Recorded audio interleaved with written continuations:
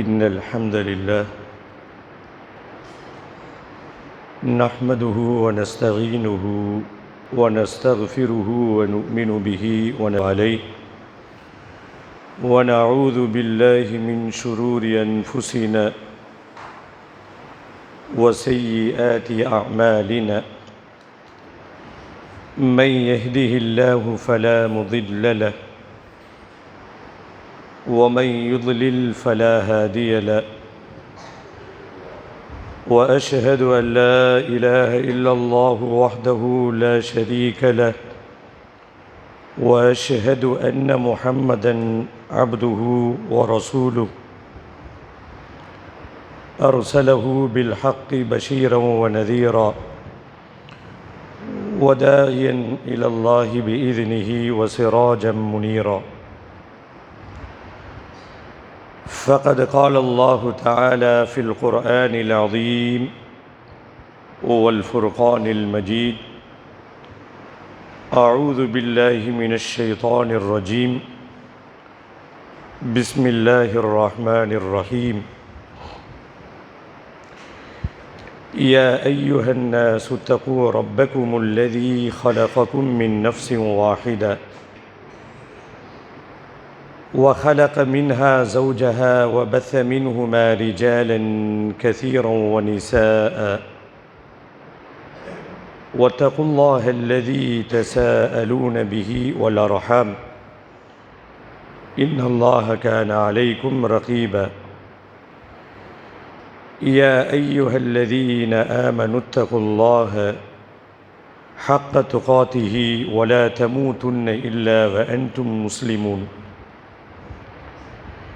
يا أيها الذين آمنوا اتقوا الله وقولوا قولا سديدا يصلح لكم أعمالكم ويغفر لكم ذنوبكم ومن يطع الله ورسوله فقد فاز فوزا عظيما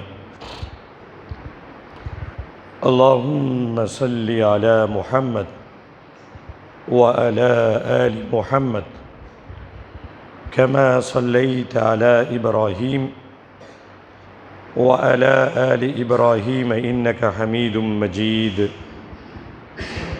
اللهم بارك على محمد وعلى آل محمد كما باركت على إبراهيم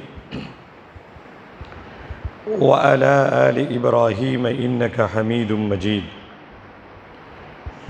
رضيت بالله ربا وبالإسلام دينا وبمحمد صلى الله عليه وسلم نبيا எல்லா புகழும் புகழ்ச்சியும் ஏக இறைவனாகிய அல்லாஹு ஜல்லஷானு தாலா ஒருவனுக்கே உரித்தாகுக. ஸலவாத்தும் சலாமும் உயிருக்கு உயிரான உயிரிலும் மேலான ரஹ்மத்துல்லில் ஆலமீன் அகிலத்தின் அருட்கொடை அன்னலம் பெருமானார் ஸல்லல்லாஹு அலைஹி வஸல்லம் அவர்களின் மீதும் அன்னாரினுடைய குடும்பத்தார்கள் கிளையார்கள்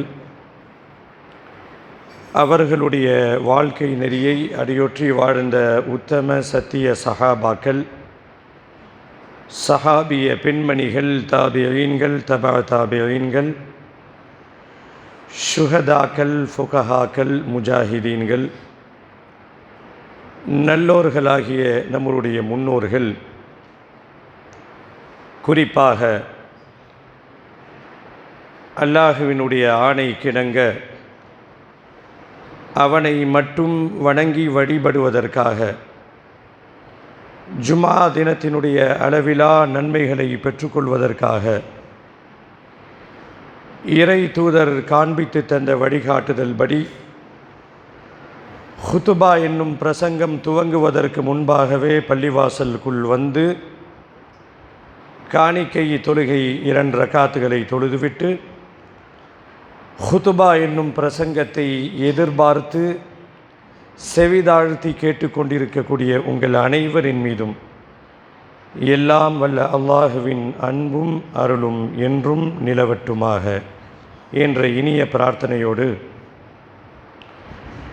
நம்மை படைத்து ரட்சித்து பரிபாலித்து கண்காணித்து கொண்டிருக்கும் எல்லாம் வல்ல அல்லாஹுவை அஞ்சி வாழும்படி முதலாவதாக எனக்கும் உங்களுக்கும் வசியத் செய்து கொள்கிறேன். ஊசிக்கும் வையாய அவ்வடம் பி தகுவல்லா. கண்ணியத்திற்குரிய பெரியோர்களே, சகோதர சகோதரிகளே, இளைஞர்களே, சிறார்களே, இறைவனால் படைக்கப்பட்ட படைப்புகள் கோடான கோடிகள். அல்லாஹுவால் படைக்கப்பட்ட படைப்புகள் ஏராளம் உண்டு. அவனது படைப்புகளில் பிரம்மாண்டமான சூரியன், சந்திரன், இன்ன பிற கோள்களும் அவனுடைய பிரம்மாண்டமான படைப்புகளில் உண்டு. உறுதியான மலை அல்லாஹுடைய படைப்புள்ள ஒன்று. ஆர்ப்பரிக்கும் கடல் அல்லாஹ்வினுடைய படைப்புகளில் பிரம்மாண்டமான படைப்பு. இப்படி ஏராளமான படைப்புகளை படைத்துவிட்டு அந்த படைப்புகளுக்கு மத்தியிலே பலகீனமான மனிதனையும் அல்லாஹ் படைத்திருக்கிறார். பிரம்மாண்டமான படைப்புகளுக்கு மத்தியில் எல்லா வகையிலும் பலகீனமான மனித படைப்பையும் அல்லாஹ் படைத்திருக்கிறார். இதில் ஒரு ஆச்சரியமான செய்தி, அல்லாஹ் படைத்திருக்கிற பிரம்மாண்டமான படைப்புகளில் எந்த படைப்பை பற்றியும் குர்ஆனில் 4 வார்த்தை இறைவன் சிலாகித்து கூறுகிறானா, பெருமைப்படுத்தி கூறுகிறானான்னு பார்த்தா கிடையாது. அல்லாஹ் படைத்த படைப்புகளில் பிரம்மாண்டமான படைப்புகளை பற்றி படைத்தேன் என்று சொல்லுகிறானே தவிர அந்த படைப்பினுடைய சிறப்புகளை பற்றி சிலாகித்து கூறப்படுகிறதா என்று பார்த்தால் இல்லை. நாம் எல்லாம் மகிழ்ச்சி அடையக்கூடிய தருணம் இந்த தருணம். எல்லா படைப்புகளுக்கும் மத்தியிலே இந்த மனித படைப்பை பற்றி அல்லாஹ் சொல்லும் பொழுது, மனிதனை நாம் அழகான படைப்பாக படைத்து இருக்கிறோம் என்று பியூட்டிஃபுல் என்ற ஒரு தரச்சான்றை மனித குலத்திற்கு அல்லாஹ் வழங்குகிறான். அல்லாஹ் படைத்த படைப்புகளிலே அழகான படைப்பு எதுவாம்? மனித படைப்பு. இந்த வார்த்தையை அல் குர்ஆன் உலக அரங்கிலே அழகாக சொல்லும். லகத் ஹலக்னல் இன்சான் ஃபி அஹ்ஸனி தக்வீம். நாம் மனிதர்களை அழகான தோற்றத்திலே படைத்திருக்கிறோம் என்று குர்ஆன் பேசும். மனிதன் அழகான படைப்பாக தென்படுவதற்கு என்ன காரணம்? மனிதனை படைப்பை அல்லாஹ் அழகான படைப்பு என்று சொல்லுகிறான். மனித தோற்றம் ஏன் அழகான தோற்றமாக காட்சி தருகிறது? இதற்கு என்ன காரணம்னு பார்த்தா, மனிதர்களுக்கு அல்லாஹ் வழங்கி இருக்கக்கூடிய நேர்த்தியான உறுப்பு அமைப்புகள். கொஞ்சம் யோசித்து பாருங்கள். நம்மால் கற்பனை செய்து கூட பார்க்க முடியாது. இந்த 2 கண்ணை வச்ச அல்லாஹ் மிடில் ஒரு கண்ணு, நடுவில் நெத்தியில் ஒரு கண்ணு வச்சுருந்தா தோற்றம் எப்படி இருக்கும்? கொஞ்சம் யோசிச்சு பாருங்கள். கண்ணாடியில் போய் முகத்தை பார்க்குறோம், 2 கண்ணு இருக்கிற இடத்துல 3Dயாக தென்படுது அப்படின்னா நாமளே மிரண்டு போயிடுவோம். ஒவ்வொன்றையும் நேர்த்தியாக மனித குலத்தை அல்லாஹ் சிறப்பாக படைத்திருக்கிறான். 2 கரத்து கைக்கு பதிலாக 3 கை. மூக்குக்கு கீழே இருக்கின்ற வாயை கொஞ்சம் முன்ன பின்னி மாற்றி அமைத்திருந்தால் நம்முடைய தோற்றங்கள் எல்லாம் எப்படி இருக்கும்? நினைத்து பார்ப்பதற்கே வாந்தி வர மாதிரி இருக்கு. மனித தோற்றத்தை அழகாக படைத்த அல்லாஹ் நேர்த்தியாக மனிதனை படைத்திருக்கிறான். குர்ஆன் பேசுகிறது. இந்த நேர்த்தியான இந்த தோற்றம் எதனால் உருவாகிறது? மனிதர்களுக்கு அல்லாஹ் அமைத்து தந்திருக்கின்ற உருவ அமைப்பினால், உறுப்புகளினால் மனிதன் அழகாக காட்சி தருகிறான். அப்படியே கூடயே வாங்க. மனிதன்கிட்ட இருக்கக்கூடிய உறுப்புகளில் எது பெஸ்ட்டு, எது ஒஸ்ட்டு? மனிதர்களுக்கு அல்லாஹ் வழங்கி இருக்கக்கூடிய உறுப்புகளில் சிறந்த உறுப்பு எது, மோசமான உறுப்பு எது அப்படின்னு நாம் ஏதாவது பிரித்து பார்க்க முடியுமான்னு பார்த்தா முடியாது.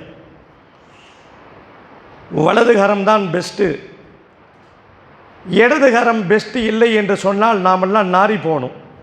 ஏன்னா நம்மை சுத்தப்படுத்துகின்ற வேலையை இடதுகரம் தான் செய்கிறது. நம்முடைய உறுப்புகளில் இதுதான் சிறந்தது, அது சிறந்தது இல்லை, இது மேன்மையானது, இது மேன்மை குறைவு அப்படின்லாம் நம்மால் எதுவுமே பிரித்து அறிவிக்க முடியாத ஒரு நிலை. இது ஒரு பொதுவான கருத்து. இங்கே நாம் தெரிந்து கொள்ள வேண்டிய ஒரு முக்கியமான செய்தி இங்கே தான் துவங்குகிறது. மனித உறுப்புகளில் ஒரு டேஞ்சரான 2 உறுப்புகளை பற்றி மார்க்கம் பேசுகிறது. அல்லாஹ் வழங்கி இருக்கின்ற நம்முடைய உறுப்புகளில், நம்முடைய தோற்றப்பொடிவுக்கு அழகு சேர்க்கக்கூடிய அந்த உறுப்புகளில் டேஞ்சரான 2 உறுப்புகளை பற்றி மார்க்கம் பேசுகிறது. ஆபத்தான உறுப்புகள். பக்கத்தில் அந்த உறுப்பை சரியாக பயன்படுத்தாட்டி எங்கே கொண்டு போய் சேர்க்கும்? கூகுள் மேப்பு தவறாக வழிகாட்டுற மாதிரி அந்த பாதை நரக பாதையில் கொண்டு போய் சேர்த்துரும். அந்த 2 உறுப்புகளில் ஒரு உறுப்பை பற்றித்தான் இப்பொழுது நாம் பேசப்போகிறோம். உங்களால் ஓரளவுக்கு நீங்கள் கணித்திருப்பீர்கள் என்று நினைக்கிறேன். அல்லாஹ் வழங்கி இருக்கின்ற அந்த உறுப்புகளில் ஒரு கத்தி போல இருக்கக்கூடிய ஒரு உறுப்பு அப்படின்னா நம்முடைய முகத்தை அலங்கரிக்கக்கூடிய, நம்முடைய பேச்சுக்கு காரணமாக இருக்கக்கூடிய, நம்முடைய உரையாடலுக்கு காரணமாக இருக்கக்கூடிய இந்த நாவு டேஞ்சரான உறுப்பு.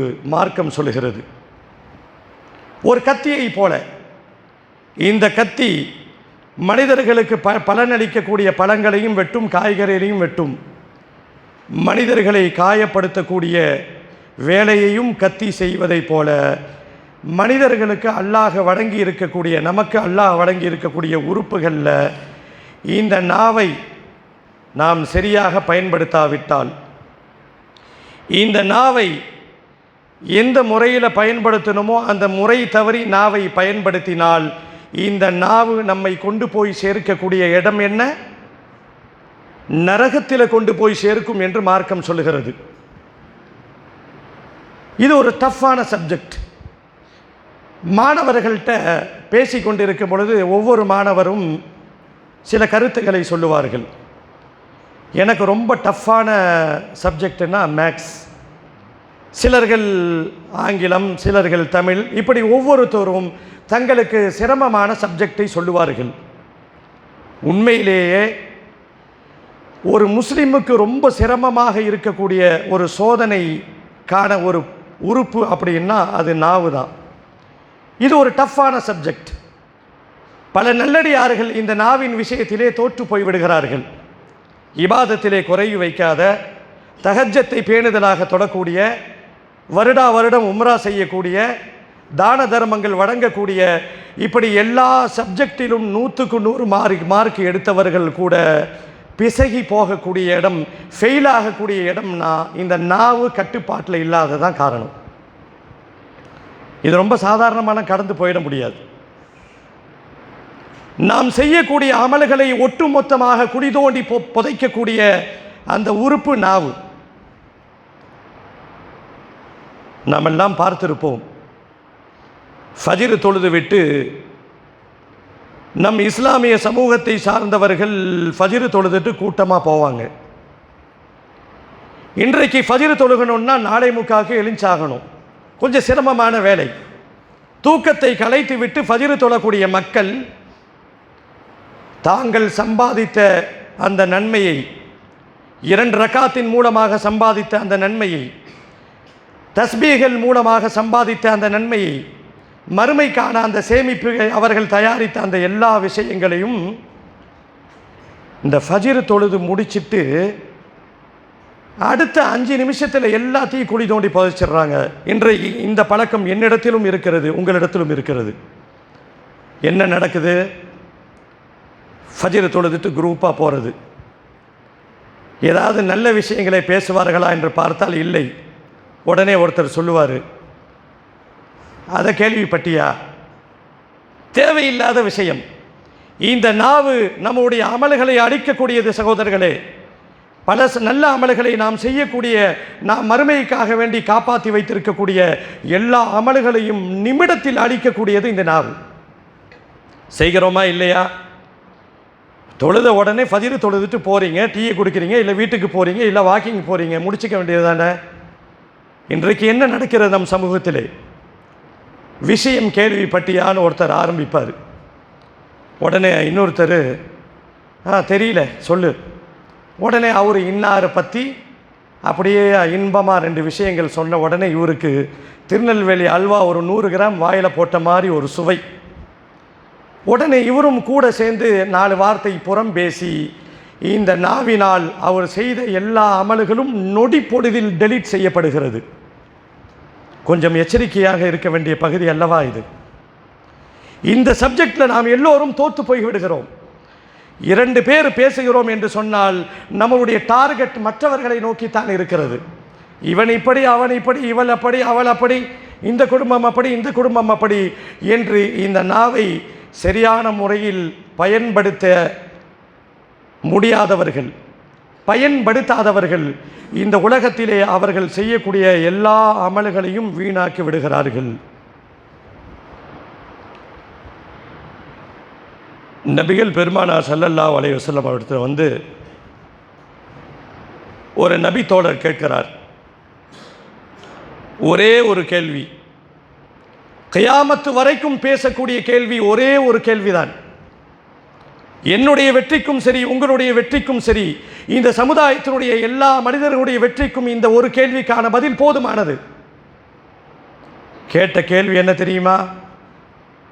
யா ரசூல் அல்லாஹ், அல்லாவின் தூதரே, மன் நஜாத், நஜாத்னா என்னன்னு கேட்குறார். ஒரு காலத்தில் தமிழகத்தில் நமக்கெல்லாம் தெரியும், தௌஹீது பேசுபவர்களை நஜாத்துக்காரர்கள் என்றெல்லாம் சொல்லுவார்கள், இன்றைக்கும் அழைக்கிறார்கள். இந்த நஜாத்துக்கு தமிழில் என்ன பொருள்னா வெற்றின்னு அர்த்தம். ஒரு நபித்தோழர் வந்து அல்லாஹ்வுடைய ரசூல் இடத்தில் கேட்கிறார், மன் நஜாத், வெற்றினா என்ன? எதிலே வெற்றி இருக்கிறது? எந்த விஷயத்தை நாங்கள் கடைபிடித்தால் இந்த உலகத்திலும் வெற்றி பெறலாம், மறு உலகத்திலும் வெற்றி பெறலாம்? எதை நாங்கள் கடைபிடித்தால் நாங்கள் வெற்றியை நோக்கி பயணிக்கலாம் என்று கேள்வி அமைந்திருக்கிறது. கொஞ்சம்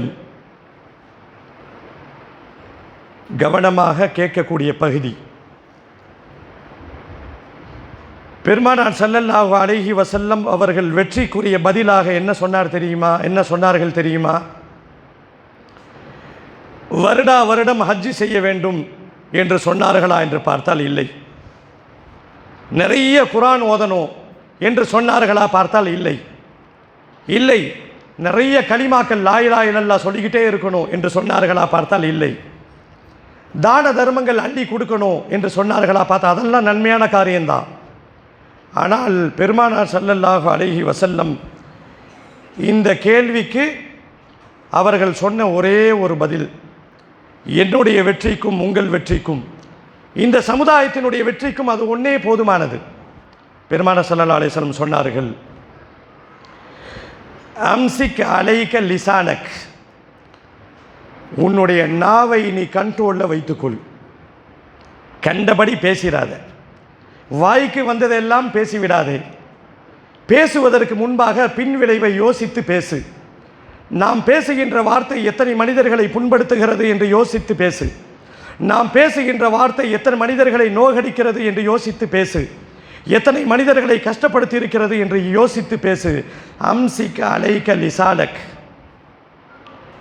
உன்னுடைய நாவை நீ உன்னுடைய கட்டுப்பாட்டுக்குள் வைத்துக்கொள்.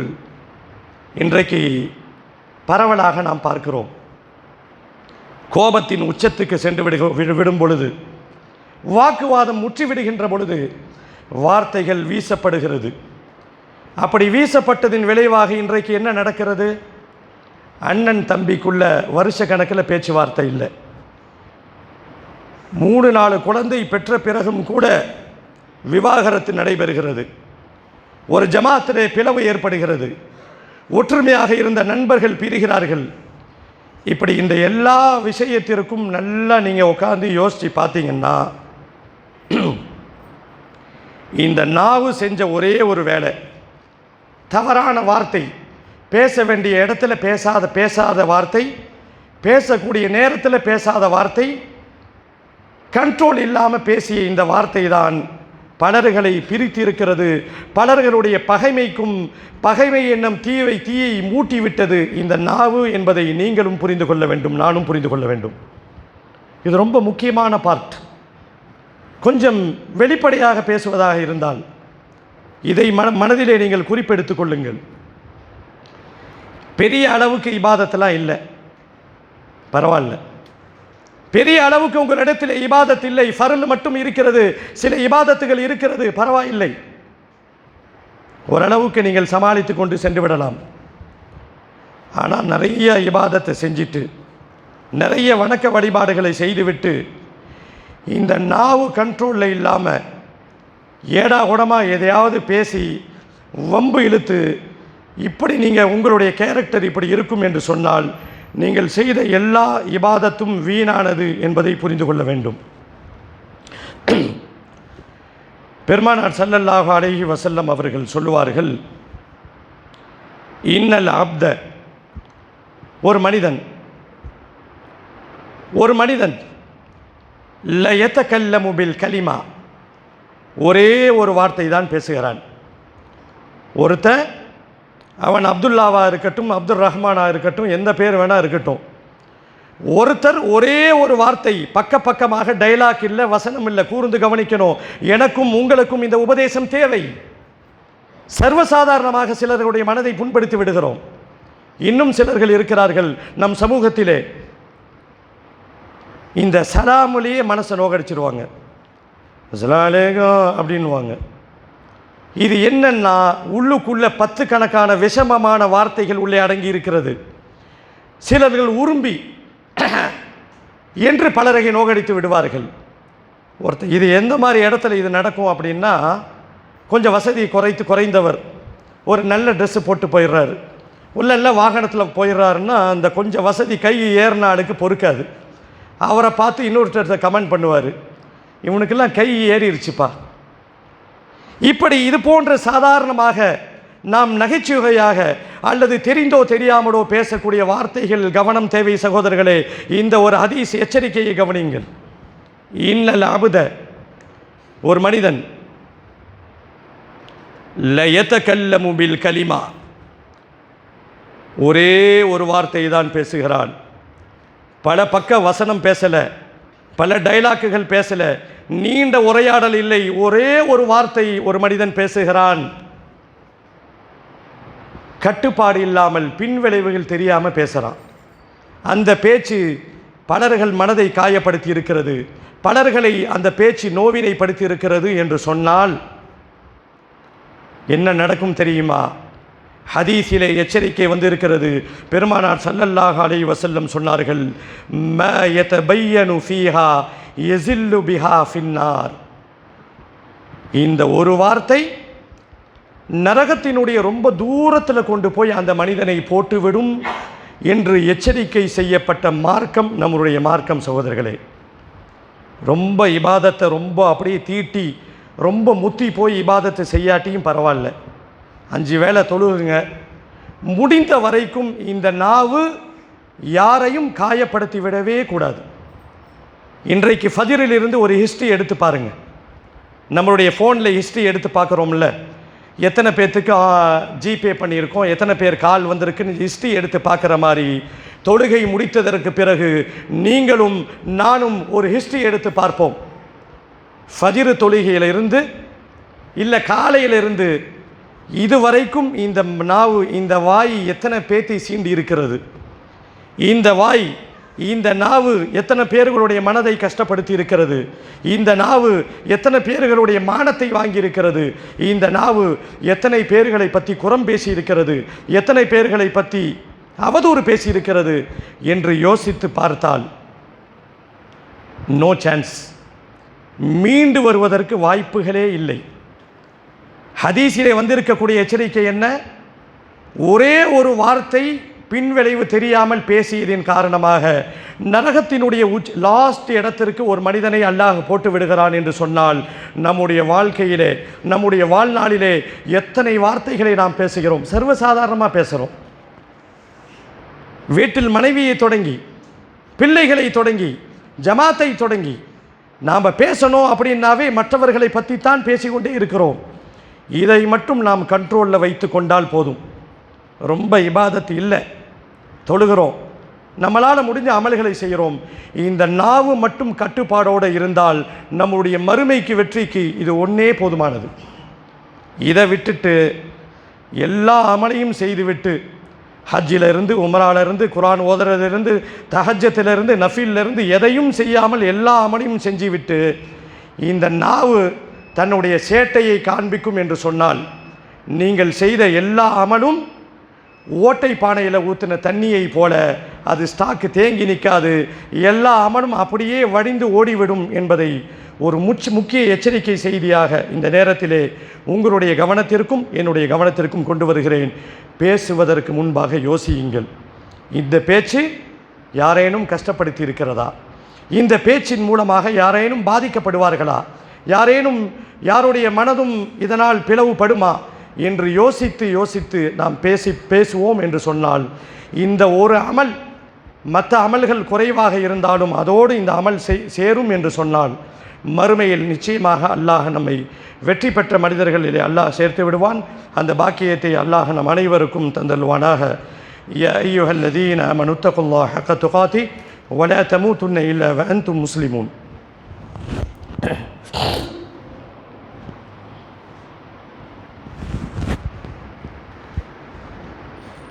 அல்ஹம்துலில்லாஹி ரப்பில் ஆலமீன் والصلاة والسلام على سيد الأنبياء والمرسلين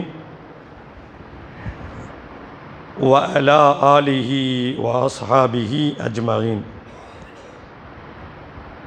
கண்ணியத்திற்குரிய அல்லாஹ்வின் நல்லடியார்களே, இன்றைய ஜும்மாவினுடைய முதல் பிரசங்கத்தில் மிக முக்கியமான, வாழ்க்கைக்கு தேவையான மிக முக்கியமான ஒரு விஷயத்தை குர்ஆன் ஹதீஸின் அடிப்படையிலே நாம் புரிந்து கொண்டோம். வார்த்தையில் கவனம் தேவை, வார்த்தையில் நிதானம் தேவை, வார்த்தையில் அளவு தேவை என்று சொன்ன மார்க்கம் இஸ்லாமிய மார்க்கம். சில பேர்கள் சண்டை போடும் பொழுது இப்படி சொல்லுவார்கள், வார்த்தையை அளந்து பேசுங்கள் என்று சொல்லுவார்கள். அது அவங்களுக்கு மட்டும் பொருத்தமில்லை, நாமும் வார்த்தையை அளந்துதான் பேச வேண்டும். ஒரு சொல் வெல்லும், ஒரு சொல் கொல்லும் என்பதை மறந்துவிடக்கூடாது. நாம் நம்முடைய வார்த்தைகள் முடிவதற்கு முன்பாக இந்த வார்த்தையினுடைய எல்லா அம்சங்களையும் யோசித்து பேச வேண்டும் என்று மார்க்கம் சொல்லுகிறது. அதில்தான் வெற்றியும் இருக்கிறது என்று மார்க்கம் சொல்லுகிறது. இப்போ இந்த அமலை கடைபிடிப்பதற்கு சில பிராக்டிக்கல் தேவை. இந்த விஷயத்தை நாம் கடைபிடிக்கணும்னா முடியாது. ஏன்னா இன்றைக்கி நம்மவர்கள்ட்ட ஒரு 3 வேளை சாப்பிடாமல் இருந்தா சாப்பிடாமல் இருந்துருவோம். 3 வேளை இல்லை, 4 வேளை கூட சாப்பிடாமல் இருந்துருவோம், எப்படியாவது சமாளிச்சிருவோம். ஆனால் யாரை பற்றியும் புறம் பேசாமல், அவதூறு பேசாமல் இருக்குன்னு பார்த்தா நம்மால் ஒரு அரை மணி நேரம் கூட வண்டி தாங்காது. வீட்டை விட்டு வெளியில் ஒரு 4 பேர்த்த பலாயை கழுகுனாதான் குற்றால அருவியில் குளித்த மாதிரி ஒரு ஃப்ரெஷ் நமக்கு ஏற்படுது. இன்னும் எத்தனை காலத்திற்குத்தான் இப்படி நாம் மார்க்கத்தை வெறும் செய்திகளாக பேசுவோம்? எவ்வளவு நாள் தான் செய்தியாக நாம் கேட்டுக்கொண்டிருப்போம்? நடைமுறைக்கு எப்போ கொண்டு வருவது? இன்றையிலிருந்து நாம் அதை துவங்கணும். இப்போ ஜும்மா முடிச்சுட்டு போன உடனே என்ன நடக்கும்? இந்த டாபிக்கு உடனே இதை பற்றி பேசி, இதை பற்றி ஒரு கமெண்ட்டு, கவனிச்சியா, உன்னை பற்றி தான் சொன்னார். உடனே இவர், நீ ரொம்ப யோக்கியனான இவர் ஒரு வார்த்தை. இப்படி இந்த வார்த்தைகள் நம்மை வெவ்வேறு சிக்கலிலே கொண்டு போய் சேர்த்து விடும். அதனால் ரொம்ப கவனமாக வார்த்தையை கையாளணும். இந்த கன்னத்தில் அரைஞ்ச மாதிரி மார்க்கம் ஒரு விஷயத்தை சொல்லுது. கன்னத்தில் அரைஞ்சா எப்படி இருக்கும், அதே போல் மார்க்கம் ஒரு விஷயத்தை சொல்லித் தருகிறது. அதை நாம் கடைபிடிச்சா போதும். மன் கான யுமினு பில்லாஹி வல் யௌமில் ஆஹிர். நீங்கள் உண்மை முஸ்லீம்களா, நீங்கள் உண்மையான மூமின்களா, இதை மட்டும் நம்ம வாழ்க்கையில் கடைபிடிச்சா போதும். ஹதீஸிலே பெருமானார் ஸல்லல்லாஹு அலைஹி வஸல்லம் சொன்னார்கள், நீங்கள் உண்மையான மூமின்களாக இருந்தால், நீ உண்மை முஸ்லீமாக இருந்தால், ஃபல் யகுல் ஹைரன், நல்லதை மட்டுமே பேசு. பேசலாம், நல்ல விஷயங்கள் பேசு. இப்போ போன வாரம் பாருங்கள், இங்கே மார்க்கத்தை பற்றி சில விஷயங்கள் ஜும்மாவில் சொல்லப்பட்டுச்சு. இஸ்லாமிய மார்க்கத்தினுடைய இன்றைய நிலை, பெரியவர்கள் எப்படி பலகீனமாக இருக்கிறாங்க என்று பேசியதின் விளைவாக என்ன நடந்துச்சு? உடனே அடுத்த ஜும்மா முடித்த உடனே 2 பசங்க வந்தாங்க. யாரும் அவங்கள வற்புறுத்தலை, யாரும் அவர்களை கட்டாயப்படுத்தலை. இந்த ஜும்மாவினுடைய அந்த தாக்கம், நாங்கள் சூறாவை தெரிஞ்சுக்கணும்னு ஒரு வாரமாக ஓதுகிறார்கள். அதனுடைய தாக்கம் இன்னொரு நல்ல காரியமும் நடந்திருக்கு. நம்மளுடைய மஹல்லாவில் இருக்கக்கூடிய இளைஞர்கள் ஒன்று திரட்டப்பட்டு, அவர்களுடைய ஒரு இளைஞர் நற்பணி மன்றமாக துவக்கப்பட்டு ஒரு சேவை இங்கே நடந்து கொண்டு இருக்கிறது. இஷா தொழுகைக்கு பிறகு வாரத்தில் 3 நாள் மார்க்கத்தை பற்றி கலந்துரையாடல். ஃபஜ்ர் தொழுகைக்கு பிறகு அது ஒரு மார்க்கத்தை பற்றி உள்ள சில பகிர். இப்படியான இந்த வேலைகள், இதை மாதிரி நாம் செய்வதற்கு நல்ல விஷயங்களை பேசினா பேசலாம். இப்படி தான் மார்க்கம் சொல்லுகிறது. பேசினா நல்லதை பேசு. அவுலி யஸ்முத், அப்படி உன்னால் பேச முடியல, என் வாயை திறந்தாவே ஒரே பலாய் தான் வருது, ஒரே குப்பைகளாக வருது, ஒரே சாக்கடைகளாக வருது அப்படின்னு நிலையில் நீங்கள் இருந்தால், நமக்கு இஸ்லாம் சொல்கின்ற ஒரே ஒரு வார்த்தை, இதை பிடிச்சிக்கிட்டா போதும். லியஸ்முத், ஷட் அப் யுவர் மவுத். வாயை மூடிக்கிட்டு இருந்தால் போதும்.